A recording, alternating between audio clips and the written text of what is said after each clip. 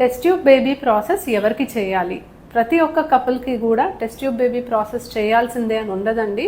కొంతమందికి మాత్రమే test tube baby అవసరం ఉంటుంది. చాలామందికి జస్ట్ మెడిసిన్స్తో కానీ ఐయుఐతో కానీ ప్రెగ్నెన్సీస్ వచ్చేస్తాయి. టెస్ట్ ట్యూబ్ బేబీ ప్రాసెస్ పర్టికులర్గా ఎవరికి చెప్తామంటే, first and foremost 2 tubes block ఉన్న వాళ్ళకి. సింగిల్ ట్యూబ్ ఓపెన్ ఉన్నా కూడా మనం న్యాచురల్గా ట్రై చేయడానికి కానీ ఐయుఐ చేయడానికి కానీ ఛాన్సెస్ ఉంటాయి. కానీ బోత్ ద ట్యూబ్స్ బ్లాక్ ఉంటే ఖచ్చితంగా వీళ్ళకి ఐవీఎఫ్ చేయాలి. రెండోది స్పర్మ్ కౌంట్ బాగా తక్కువ ఉన్నప్పుడు.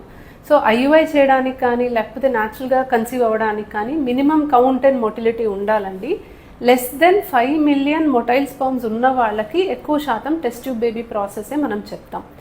0 కౌంట్ ఉండి వాళ్ళ ఓన్ స్పర్మ్స్తో వాళ్ళు ట్రై చేయాలి అనుకున్నప్పుడు మనం బీజం నుంచి స్పర్మ్స్ తీసి టెస్ట్ ట్యూబ్ బేబీ ప్రాసెస్ ద్వారా మనం ట్రై చేయొచ్చు. ఎండోమెట్రియోసిస్ స్టేజ్ 3, స్టేజ్ 4లో కూడా మనం టెస్ట్ ట్యూబ్ బేబీ ప్రాసెసే సజెస్ట్ చేస్తామండి.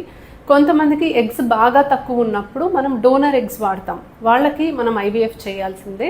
ఐయుఐ రిపీటెడ్గా చేసి ఫెయిల్ అయిన వాళ్ళల్లో కూడా మనం నెక్స్ట్ ప్రాసెస్ ఐవీఎఫ్ చేస్తాము. అన్ని టెస్టులు నార్మల్ ఉండి కూడా ప్రెగ్నెన్సీ రానప్పుడు, ఎస్పెషలీ మ్యారేజ్ అయ్యి ఎక్కువ కాలం అయింది, ఏజ్ కూడా ఎక్కువ ఉంది అన్నప్పుడు కూడా మనం ఐవీఎఫ్ చేస్తాం. సో కొంతమందికి మాత్రమే ఐవీఎఫ్ రిక్వైర్డ్ ఉంటుందండి. వచ్చిన ప్రతి ఒక్కళ్ళకి మనం ఐవీఎఫ్ చేయాల్సిన అవసరం ఉండదు.